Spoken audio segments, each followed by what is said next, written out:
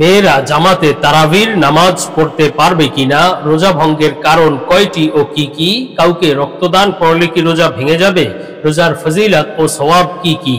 আসসালামু আলাইকুম ওয়া রাহমাতুল্লাহি ওয়া বারাকাতুহু। প্রিয় দর্শক, মনোযোগ সহকারে ভিডিওটি শেষ পর্যন্ত দেখুন, অন্যথায় কোনো মাসআলায় ভুল বোঝার সম্ভাবনা থাকে। আর সরাসরি কোনো প্রশ্ন করতে বা লিখিত কোনো বিষয়ে সমাধান নিতে ফতোয়া বিভাগে স্ক্রিনে দেওয়া নম্বরে ইমো অথবা হোয়াটসঅ্যাপে যোগাযোগ করবেন। তো আমরা মূল আলোচনায় চলে যাওয়ার পূর্বে আমাদের সুন্নাহ শপিং এর একটি বিজ্ঞাপন দেখে নেই। সুন্নাহ শপিং আপনাদের জন্য নিয়ে এলো একটি ইসলামিক পণ্যের দারুণ প্যাকেজে থাকবে উন্নত মানের টুপি, তাসবিহ, মেসওয়াক, আতর, সুরমা, মা বোনের জন্য হাত মোজা, পা মোজা এবং নবীজির 1000 সুন্নাতের একটি পকেট বই। আর এসব কিছু পাবেন একটি আকর্ষণীয় গিফট বক্সের ভিতর। সুতরাং 8টি সুন্নতি জিনিসের এই প্যাকেজটি নিতে পারেন নিজের জন্য, পরিবারের জন্য বা প্রিয়জনকে গিফট করার জন্য। দাম মাত্র 390 টাকা। অর্ডার করতে স্ক্রিনে দেওয়া ইমো অথবা হোয়াটসঅ্যাপ নম্বরে যোগাযোগ করুন। আদর্শ জীবন গঠনে আমলের নিয়তে নিজের জন্য বা হাদিয়া দেওয়ার জন্য প্যাকেজটি সবাই অর্ডার করে দিতে পারেন। এছাড়াও সুন্নাহ শপিং থেকে ইসলামিক যে কোনো জিনিস আপনারা ঘরে বসেই অর্ডার করতে পারেন। তো আমরা মূল আলোচনায় চলে যাই। প্রশ্ন ছিল রোজা ভঙ্গের কারণ কয়টি ও কি কি। দেখুন, রোজা ভঙ্গের কারণ প্রধানত 3টি। এর আনুষঙ্গিক আরো বেশ কিছু কারণ রয়েছে, খেয়াল করে বুঝতে হবে। প্রধানত কারণ হলো খাওয়া, পান করা এবং স্ত্রী সহবাস করা। আনুষঙ্গিক কারণের ক্ষেত্রে বুঝতে হবে 2 ধরনের বিষয়। একটি হলো রোজা এমন ভাবে ভঙ্গ হয়, কিছু কারণ আছে যার কারণে রোজা এমন ভাবে ভঙ্গ হয় যেটার কারণে কাজা এবং কাফারা উভয়টি ওয়াজিব হয়। আর কিছু কারণ আছে শুধুমাত্র কাজা ওয়াজিব হয়, কাফারা ওয়াজিব হয় না।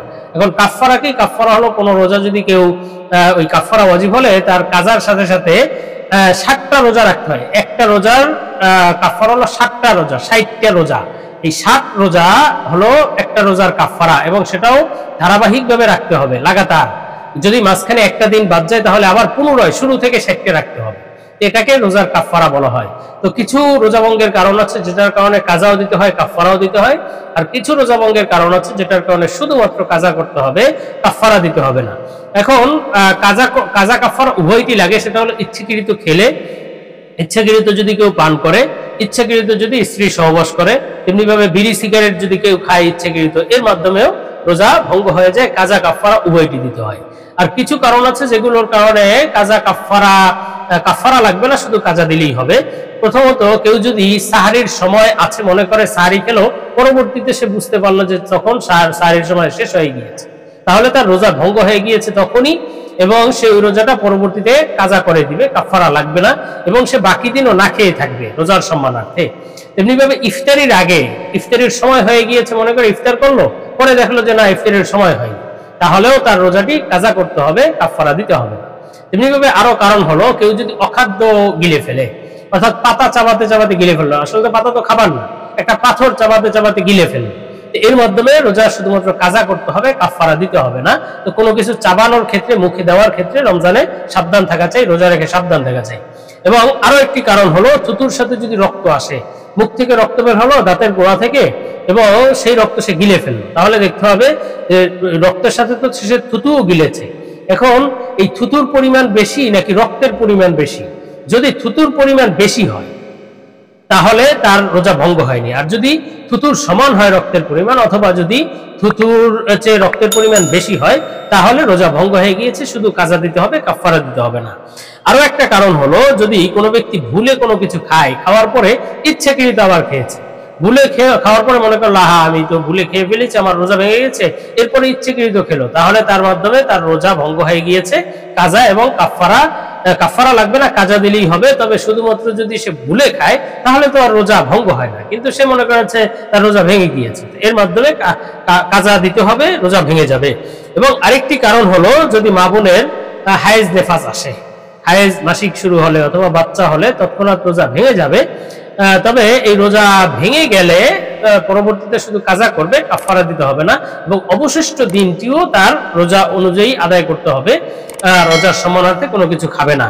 এবং আরেকটি কারণ হলো অজু গোসলের সময় যদি বেখেয়ালে নাকে মুখে পানি প্রবেশ করে, অর্থাৎ উজুর সময় বা গোসলের সময় কুলি করলো, নাকে পানি দিল, বাস পানি গলার ভিতরে চলে গেল, নাকের ভিতরে চলে গেল, এর মাধ্যমে রোজা ভঙ্গ হয়ে যাবে, শুধু কাজা দিলেই হবে, কাফারা দিতে হবে না। এই জন্যই রোজা রেখে গোসলের সময়, অজুর সময় নাকে মুখে কুলি করতে সাবধান, গড়গড়া করে নাকে পানি টেনে নেওয়া, এগুলো থেকে বিরত থাকবে, রোজা ভঙ্গ হয়ে যেতে পারে।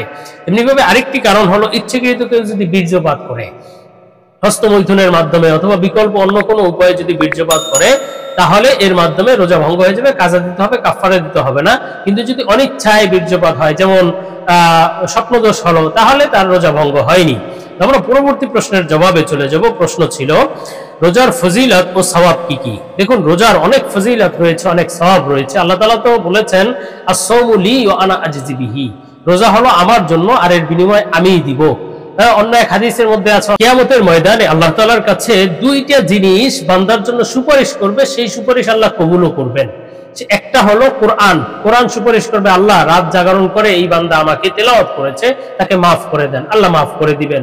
রোজা, আরেকটি হলো রোজা, রোজা বান্দার জন্য সুপারিশ করবে যে আল্লাহ দিনের বেলা তাকে আমি পানাহার থেকে বিরত রেখেছি, স্ত্রী সম্ভোগ থেকে বিরত রেখেছি, তাকে আপনি মাফ করে দেন, আল্লাহ তাআলা তাকে মাফ করে দিবেন। এই জন্য রোজা এবং কোরআন এ দুটি কিয়ামতের ময়দানে সুপারিশ করবে। তেমনিভাবে অন্য এক হাদিসের মধ্যে আছে মান সামা রমাদান ঈমানান ওয়া ইহতিসাবান গুফিরা লাহু মা তাকদ্দামা মিন যামবি, যে ব্যক্তি রমজানে রোজা রাখলো আল্লাহ ঈমানের সাথে এবং সওয়াবের নিয়তে, আল্লাহ তাআলা তার পিছনের সব গুনাহ মাফ করে দিলেন। তো রোজার কত ফজিলত। অন্য এক হাদিসের মধ্যে আছে জান্নাতে একটা দরজা থাকবে রাইয়ান নামক দরজা, এখানে শুধুমাত্র এই দরজা দিয়ে ভিআইপি মেহমান হিসেবে রোজাদাররাই প্রবেশ করতে পারবে। ডেকে ডেকে ফেরেশতারা বলবে কে আছো রোজাদার, এখান দিয়ে আসো। প্রবেশ করবে, রোজাদার প্রবেশ করা শেষ, দরজা বন্ধ হয়ে যাবে। তো রোজাদারের এটা ভিআইপি একটা মেহমানদারি হবে এই বিষয়ে। তেমনিভাবে অন্য এক হাদিসের মধ্যে আছে যে রোজাদারের মুখের দুর্গন্ধ আল্লাহ তাআলার কাছে মেশক আম্বরের চেয়ে বেশি।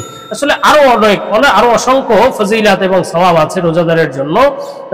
সুতরাং রোজা আমাদের খুব ধ্যান খেয়ালের সাথে ঈমান এবং আমলের নিয়তে, সওয়াবের নিয়তে রাখা চাই। আমরা পরবর্তী প্রশ্নের জবাবে চলে যাই। প্রশ্ন ছিল কাউকে রক্তদান করলে কি রোজা ভেঙে যাবে? না, কাউকে রক্তদান করলে রোজা ভাঙে না। রক্ত গড়িয়ে পড়লে অনেকে মনে রোজা ভেঙে যায়, রোজা ভাঙে না। রক্তদান করলেও রোজা ভঙ্গ হবে না। তবে আপনি রক্তদান করতে গিয়ে এত দুর্বল হয়ে গেলেন যে আপনার রোজা ভঙ্গ করার উপক্রম হলো, এমন যেন না হয়। এই বিষয়টি শিওর হয়ে নিতে হবে যে আপনি রক্ত দেওয়ার পরেও ভালো থাকবেন এবং রোজা সম্পন্ন করতে পারবেন, অন্যথায় এই অবস্থায় রক্তদান করা মাকরুহ হবে। আমরা পরবর্তী প্রশ্নের জবাবে চলে যাই। প্রশ্ন ছিল মেয়েরা কি জামাতে তারাবিহ নামাজ পড়তে পারবে?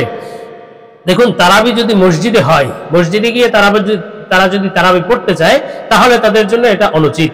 তাদের জন্য তারাবি নামাজ ঘরে পড়াই উত্তম। ওই জামাতের জন্য মসজিদে গেল, আসা যাওয়ার পথে ফিতনা হলো, বিভিন্ন অনিরাপত্তা থাকলো, বিভিন্ন বেপর্দার বা পর্দার খেয়ানত হলো, এই সমস্ত বিষয় থাকার কারণে তাদের বাসায় বসেই তারাবি পড়া উচিত, মসজিদে গিয়ে জামাত ধরার প্রয়োজন নেই। হ্যাঁ, যদি একেবারে পরিপূর্ণ নিরাপত্তা থাকে, পরিপূর্ণ মাহরামের সাথে সে যায় এবং মসজিদেও সেই রকম ব্যবস্থা থাকে পরিপূর্ণ পর্দার সাথে, তাহলে তারা করতে পারে, কিন্তু তারপরেও ঘরে নামাজ পড়াই উত্তম। আর যদি তারা বাসায় বসেই জামাতে শরীক হওয়ার সুযোগ থাকে, যেমন বাবা ভাই এরা মিলে জামাত করছে, তারাবির জামাত করছে, সাথে সাথে মহিলারাও দাঁড়ানো, তাহলে করতে পারে এবং এটি তাদের জন্য উত্তম হবে। যেহেতু তারা ঘরে বসেই জামাতে নামাজ পড়তে পারছে, এটি তারা করতে পারে।